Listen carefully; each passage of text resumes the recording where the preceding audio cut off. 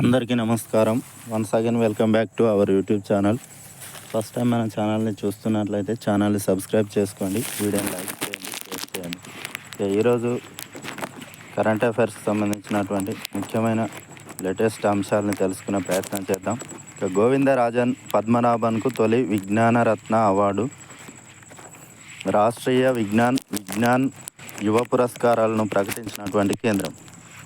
శాస్త్ర సాంకేతిక రంగాల్లో పరిశోధనలు, నవ్యావిష్కరణలకు కృషి చేసే వారి కోసం కేంద్రం ఈ ఏడాది నుంచి కొత్తగా ప్రారంభించిన విజ్ఞాన్ అవార్డులకు పలువురు ప్రముఖులు ఎంపికయ్యారు. జీవ రసాయన శాస్త్రవేత్త గోవిందరాజన్ పద్మనాభన్కు తొలి విజ్ఞానరత్న పురస్కారాన్ని భారత ప్రభుత్వం బుధవారం ప్రకటించింది. 33 మంది రాష్ట్రీయ విజ్ఞాన్ పురస్కారాలను, మరో 18 మంది విజ్ఞాన్ యువ పురస్కారాలను, ఇంకో 13 మంది విజ్ఞాన్ స్త్రీ పురస్కారాలను అందుకోనున్నారు. విజ్ఞాన్ టీమ్ అవార్డును చంద్రయాన్-3 బృందం సొంతం చేసుకోనుంది. ఈ నెల 23న ఈ పురస్కారాలను రాష్ట్రపతి ద్రౌపది ముర్ము విజేతలకు ప్రదానం చేయనున్నారు. 15న నింగిలోకి SSLV-D3 రాకెట్ మరో ప్రయోగానికి సిద్ధమైన ఇస్రో మరో రాకెట్ ప్రయోగానికి సన్నద్ధమవుతోంది. తిరుపతి జిల్లా శ్రీహరికోటలోని షార్ నుంచి ఈ నెల 15న SSLV-D3 రాకెట్ ద్వారా భూ పరిశీలన ఉపగ్రహం EOS-08ను నింగిలోకి పంపనుంది. ఇప్పటికే ఈ ప్రయోగానికి సంబంధించినటువంటి ఏర్పాట్లలో శాస్త్రవేత్తలు నిమగ్నమయ్యారు. వాతావరణం అనుకూలిస్తే ఈ నెల 15న ఉదయం 9:17 SSLV-D3 రాకెట్ EOS-08తో నింగిలోకి ఎగరనుంది. ఇస్రో రూపొందించిన ఈ ఉపగ్రహం బరువు 175.5 కిలోలు. Electro optical infrared global navigation satellite system, reflectometry, GNSS-R, SIC, UV dosimeter అనే 3 పేలోడ్లను దీనిలో ఏర్పాటు చేశారు.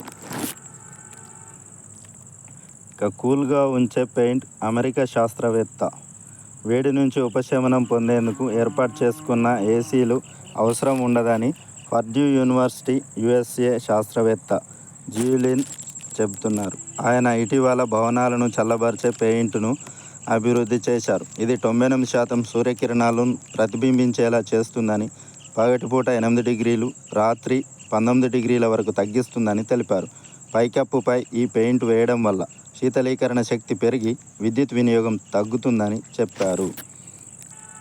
రెజ్లర్ అంతిమ్ పంగాల్పై 3 ఏళ్ల నిషేధం. పారిస్ ఒలింపిక్స్ గేమ్స్లో నిబంధనలు ఉల్లంఘించిన రెజ్లర్ అంతిమ్ పంగాల్పై ఇండియన్ ఒలింపిక్ అసోసియేషన్ క్రమశిక్షణ చర్యలకు ఉపక్రమించింది. ఆమె 3 ఏళ్ల నిషేధం విధించింది. తన సోదరిని ఒలింపిక్ గేమ్స్ విలేజ్లోకి పంగాల్ తన అక్రిడిటేషన్తో పంపించింది. దీనిని తీవ్రంగా పరిగణించిన IOA ఇప్పటికే ఆమె అక్రిడిటేషన్ను రద్దు చేసింది. పూర్తి స్థాయిలో విచారణ జరిపి తాజాగా ఆమెపై నిషేధం విధించింది. మాజీ సీఎం బుద్ధదేవ్ భట్టాచార్య కన్నుమూశారు. పశ్చిమ బెంగాల్ మాజీ సీఎం బుద్ధదేవ్ భట్టాచార్య కన్నుమూశారు. కొంతకాలంగా అనారోగ్యంతో బాధపడుతున్నటువంటి ఆయన కోల్కతాలోని తన నివాసంలో తుది శ్వాస విడిచారు. ఈయన 2000 నుంచి 2011 వరకు ఆయన పశ్చిమ బెంగాల్ ముఖ్యమంత్రిగా పనిచేశారు. గత కొద్ది కాలంగా ఆయన అనారోగ్యంతో బాధపడుతున్నారు. చూపు మందగించడంతో పాటు ఊపిరితిత్తుల వ్యాధితో బాధపడుతున్నారు. అందుకే ప్రజా జీవితానికి దూరమయ్యారు. రెజ్లింగ్కు రిటైర్మెంట్ ప్రకటించిన వినేష్ ఫోగట్. భారత star wrestler Vinesh Phogat shocking నిర్ణయం తీసుకుంది. రెజ్లింగ్కు రిటైర్మెంట్ ప్రకటించింది. ఈ మేరకు ఎక్స్లో పోస్ట్ చేసింది. కుస్తీ నాపై గెలిచింది, నేను ఓడిపోయాను. నన్ను క్షమించండి. మీ కళ, నా ధైర్యం విచ్ఛిన్నమయ్యాయి. ఇక నాకు పోరాడే బలం లేదు అని పేర్కొంది. పారిస్ ఒలింపిక్స్లో ఫైనల్ చేరినటువంటి వినేష్ అనూహ్య రీతిలో అదనపు బరువుతో కేవలం 100 గ్రాముల బరువు ఎక్కువ అవడంతో అనర్హతకు గురైంది. మరోవైపు తనను అనర్హురాలిగా ప్రకటించడాన్ని సవాల్ చేస్తూ Phogat court of arbitration for స్పోర్ట్స్ను ఆశ్రయించింది. ఫలితం రావాల్సి ఉంది. ఇక 12 రాజ్యసభ స్థానాలకు ఉప ఎన్నికల షెడ్యూల్ ఈసీ విడుదల చేసింది. రాజ్యసభలో ఖాళీ అయినటువంటి 12 స్థానాలకు ఉప ఎన్నిక షెడ్యూల్ విడుదలైంది. 9 రాష్ట్రాల్లోని ఆయా స్థానాలకు షెడ్యూల్ను ఈసీ విడుదల చేసింది. ఈ నెల 14న నోటిఫికేషన్ విడుదల కానుంది.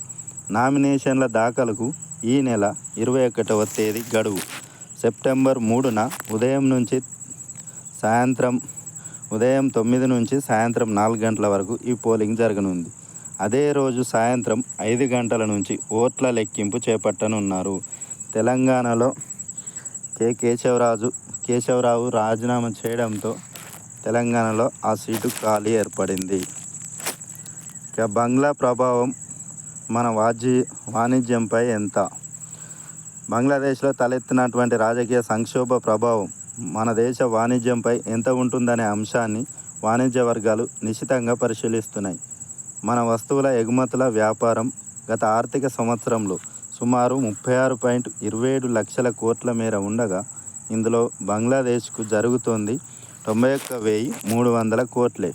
పొరుగు దేశం కావడం, మన జౌళి కంపెనీలకు అక్కడ తయారీ యూనిట్లు ఉండటమే కాస్త ఇబ్బంది పెట్టే అంశం అవుతుంది. అక్కడ అనిశ్చితి కొనసాగితే మాత్రం రెడీమేడ్ దుస్తుల యూనిట్లు మన దేశానికి తరలివచ్చే అవకాశం ఉందనే అంచనాలు వెలువడుతున్నాయి. ఇక తెలంగాణ కళాకారుడికి జాతీయ చేనేత పురస్కారం. ఉపరాష్ట్రపతి జగదీప్ ధన్కడ్, కేంద్ర జౌళి శాఖ ముఖ్య కార్యదర్శి రచనా చేతుల మీదుగా పురస్కారం అందుకుంటున్నటువంటి కర్ణాటి ముఖేష్ చిత్రంలో కేంద్ర మంత్రి గిరిరాజ్ సింగ్ ఢిల్లీలోని విజ్ఞాన్ భవన్లో కేంద్ర జౌళి శాఖ ఆధ్వర్యంలో బుధవారం నిర్వహించినటువంటి జాతీయ చేనేత దినోత్సవంలో యాదాద్రి జిల్లా చౌటుప్పల్ మండలం కొయ్యలగూడానికి చెందినటువంటి కళాకారుడు కర్ణాటి ముఖేష్